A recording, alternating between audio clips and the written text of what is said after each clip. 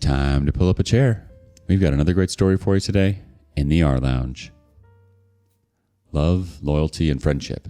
Sounds simple enough, right?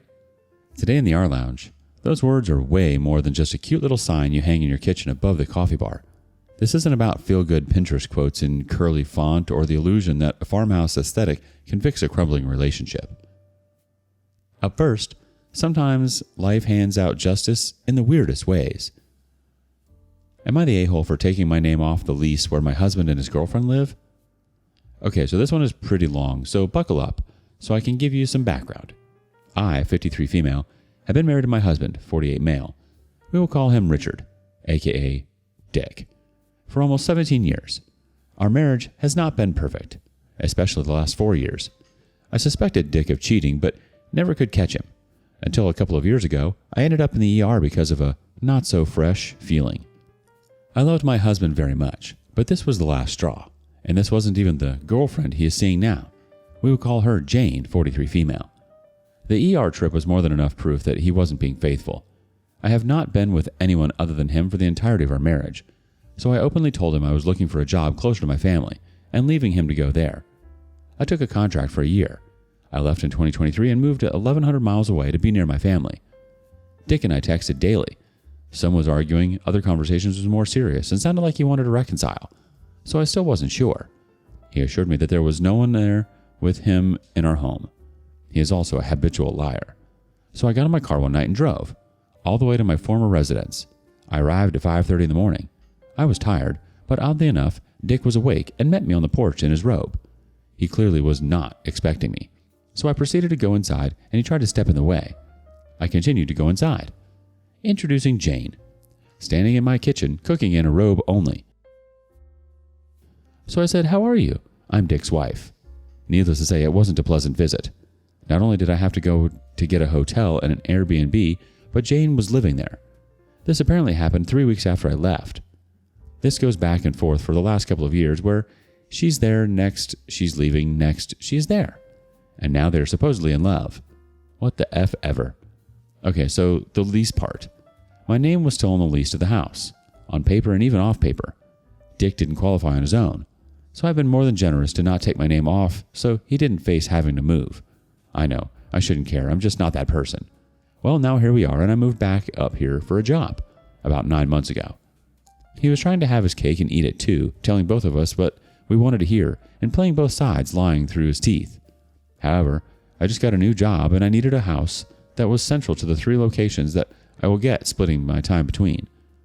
I got a $24,000 a year raise with this job, so I couldn't turn it down. Well, the landlord who leased us the first house had a bigger house that was central to all 3 locations. It couldn't have been more perfect. So I called her and told her I don't live at the other house anymore. I applied for this house and I'm standing in the house typing this to all you potatoes.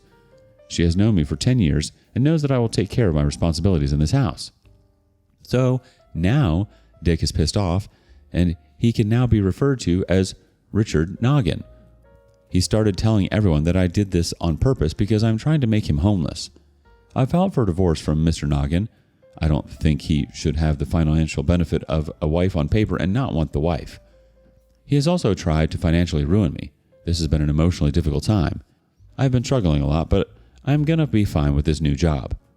Now I know I should have divorced him a long time ago. It was hard to just unlove someone you have been with for 1/3 of your life. I know I'm trauma bonded. So my name came off the other lease and he is having to fill out an application for the house he has lived in for 10 years. Technically, he doesn't qualify because he can't produce any stubs, banking info, or anything. He runs a cash business as a mechanic from the house. So now he said I knew what I was doing and wanted to put him out on the street. Am I the a-hole for not keeping my name on the lease to be the financial cushion my husband thinks I should be for he and his girlfriend? I don't think I am, but that's how he is portraying it. I finally have the courage to stand up for myself and not let him walk all over me. So, am I the a-hole? Thanks. Update. First, I want to start by saying thank you for all of the support and the evidence that was given. I've read each of your comments and suggestions and have actually done a couple of them. I am continuing my counseling and I have been a lot braver this week when my soon-to-be ex has continued to F around and find out. So, here goes the drama for the last few days. As for June 30th, my name officially came off the lease. My landlord was more than happy to take it off, and she also signed me a new lease for a nicer and bigger house that was much more convenient to my new job.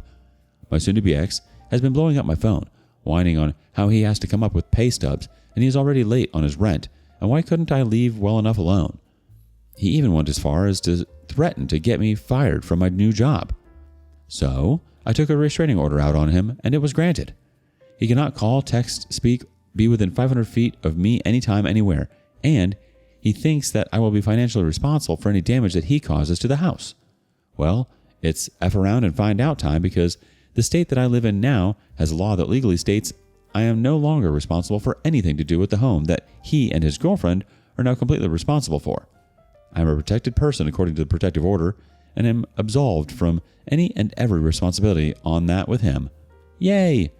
Also, he cannot harass me at work, cannot call my job or come to the campus, or he will be arrested immediately. So thanks for all of the encouragement. I definitely pulled my big girl britches up and look up a few things in order to start completely removing him from my life. The process has been started, thanks again, and I know for sure I am not the a-hole. He now has to learn to fend for himself and grow up. He's not my problem. Update number 2. Many people have been wanting an update on this, and I have one already, but I have a good update for you today. If you aren't up to date, please see the other 2 posts and all of the drama that I thought was coming to a close. I have a very positive support on both of these posts, and I want to tell you I appreciate this a lot. So here's the update. I'm getting moved to a new place, and in the other post I was answering someone about whether I thought the girlfriend was going to go on the lease with soon-to-be ex, Richard Noggin. Well, I received a phone call. She is not all that excited on going on a new lease with him for a lengthy amount of time. Matter of fact, she only wants to go month to month. Soon-to-be ex is crying that I have ruined his life, and she is tired of hearing the whining. Apparently, not so sure this is true. She had no idea I was still on the lease, which she questioned him extensively about. He made up all kinds of excuses as to why, but the truth is that he doesn't qualify on his own to get a lease. He needed my financial credentials. She told him to get a job. She also is telling me that she is figuring out exactly why I left in the first place.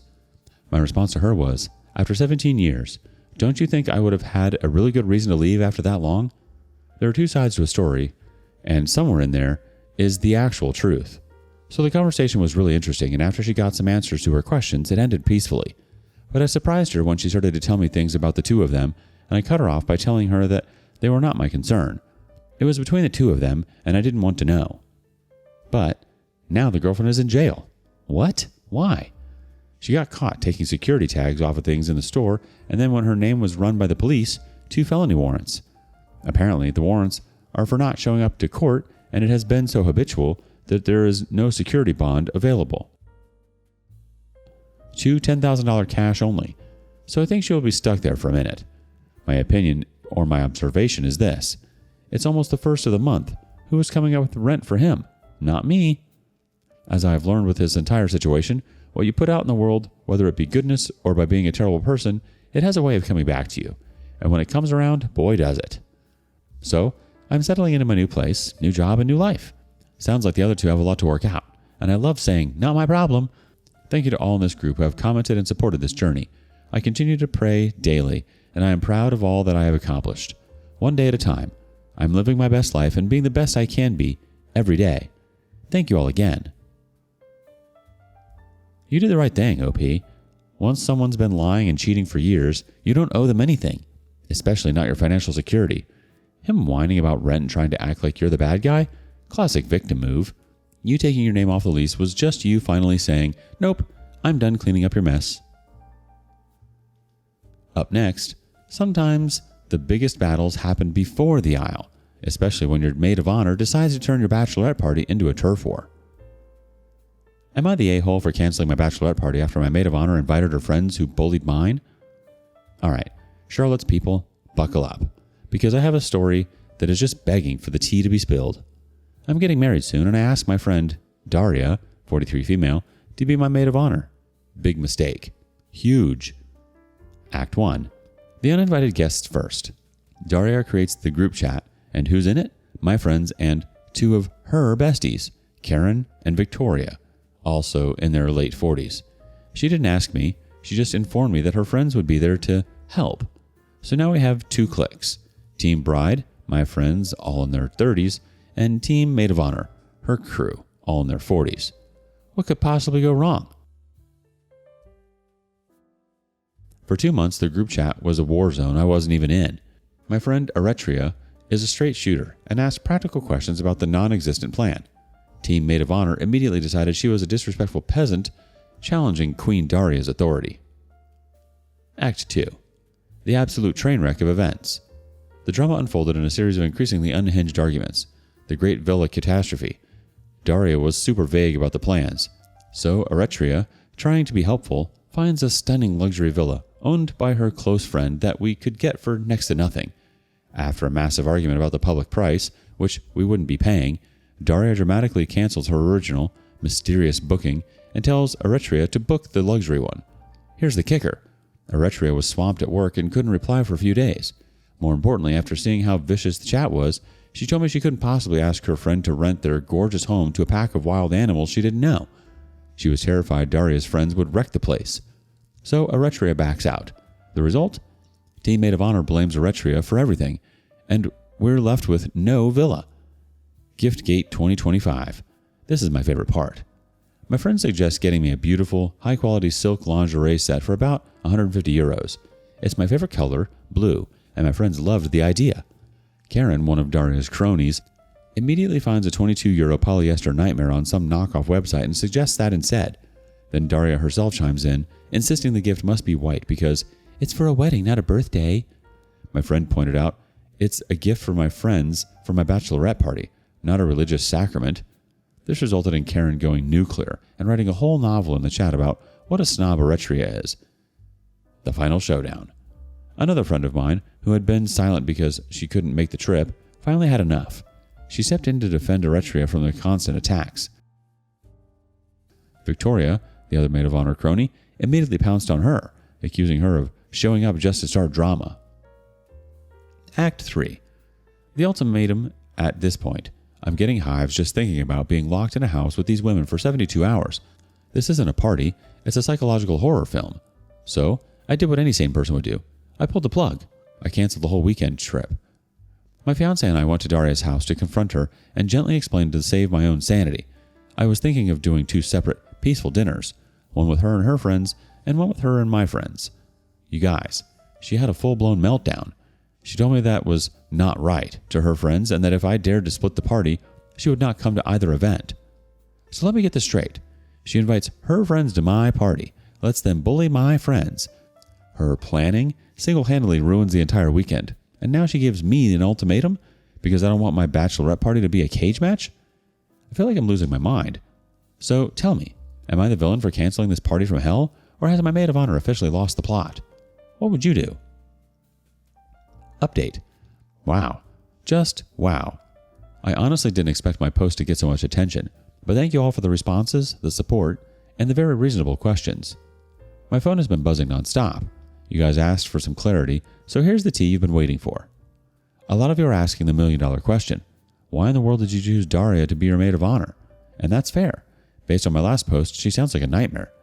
But the Daria who planned this horror show is not the Daria I've known for years. When my fiancé and I asked her to be our maid of honor, we knew her as an incredibly kind and noble person. She and her husband have a wonderful family, and we genuinely saw them as an example of what we want in our own future. In my country, there's also a tradition of picking an experienced married couple who can guide you through life, and they seemed perfect for that role. The person who unleashed her friends on mine is someone I don't even recognize. Now about her 2 friends, Karen and Victoria. They weren't complete unknowns. We've met them before, but they're definitely more in acquaintance category. This brings me to the other big question. Why did you let her invite them? Honestly, I should have had the backbone to tell her no from the start. That's on me. But Daria has 3 kids and a demanding job, and when she said she was inviting them to help her, I took a step back. I love her. She's my friend after all, and I wanted her to get all the help she could. These acquaintances had never been rude or obnoxious to me or my fiancé before, so I thought, what's the harm? Famous last words, I know. So, what's next? The comments have been a huge reality check. My fiancé and I are a team in this, and we're done with the drama. We're meeting with Daria and her husband tomorrow. The goal is to have one last calm, adult conversation and see if her ultimatum is final. If she really thinks it's okay for her friends to treat my friends that way, and if she really is going to ditch my bachelorette party and potentially my wedding, unless she gets her way, then we have our answer. And if her ultimatum stands, we will be changing our maid of honor. It's heartbreaking, but my wedding is supposed to be a happy time, not a hostage negotiation. I'll let you all know what happens after the meeting. Wish me luck. Final update. All right, Charlotte's people, the moment you've been waiting for has arrived. Grab your popcorn because the final showdown with the maid of honor Zilla, Daria, was even more of a train wreck than I could have imagined. Your comments gave me the courage to stop trying to be nice and start being real. My fiancé and I marched into that meeting not to negotiate, but to lay down the law. The era of compromise was over. The final confrontation, aka the takedown. We sat down with Daria and her husband, who already looked like he was witnessing a historical disaster. We skipped the pleasantries. I looked her in the eye and said, "We've made a decision. We're going to have one bachelorette party. It will be with my friends as it should be. Your friends are not invited." You could have heard a pin drop. The look on her face was a mixture of shock and pure rage. It was glorious. She completely lost it. She accused us of doing this deliberately to publicly humiliate her. She screeched that her friends did nothing wrong and that my friend Eretria was the one who needed to grovel for an apology. The gaslighting was so intense, I'm surprised the fire alarms didn't go off. Then came the line that sealed her fate. With tears in her eyes, crocodile tears obviously, she wailed, "So you're choosing them over me after everything I've done?" My fiancé, my hero, didn't even flinch. He calmly said, "Yes, we are. This is her wedding and her party. The fact that you think you have the right to dictate the guest list is the entire problem." Check. Mate. Backed into her corner with her nonsense, she played her final pathetic card. "Well, if my friends aren't welcome, then I'm not coming. And if I'm not coming, then I guess I can't be your maid of honor." We just looked at her and said, "We agree. Thanks for the best." We stood up, turned around, and walked out of that house without looking back. The door closed on her sputtering, and it was the best sound I've heard in months. Life after the Reign of Terror. So the maid of honor has officially been fired. The position is now gloriously vacant, and we are going to elect Eretria as the new maid of honor. I feel like I've been released from a hostage situation. My real friends are ecstatic. Now we're planning the bachelorette party I actually wanted. A relaxing spa day followed by a fabulous dinner. It will be 100% free of drama, polyester, and unhinged acquaintances. Thank you all for being the best backup a girl could ask for. You helped me realize I wasn't just planning a wedding, I was cleaning house. And let me tell you, the trash has officially been taken out. You're not the villain here at all, OP. Anyone would have lost their mind with that kind of drama. It's wild that your maid of honor basically hijacked your party and turned it into a full-blown turf war between her friends and yours. Inviting people without even asking you first? Red flag. The whole polyester lingerie fight just adds another level of ridiculousness. Like, it's your party and your friend's gift. Why is there a debate over fabric and color? Sounds like Daria and her crew were more interested in control than actually supporting you. Good on you for pulling the plug and setting boundaries. I'm glad you've got good friends ready to step in. Here's hoping your spa day and dinner are exactly the calm, fun celebration you deserve. Do you have a bachelorette nightmare? Share it with us in the comments. And thank you for joining us today in the rLounge. Be sure to like and subscribe and hit that notification bell so you don't miss out on our next video. Until next time. And please put your chair back where you found it.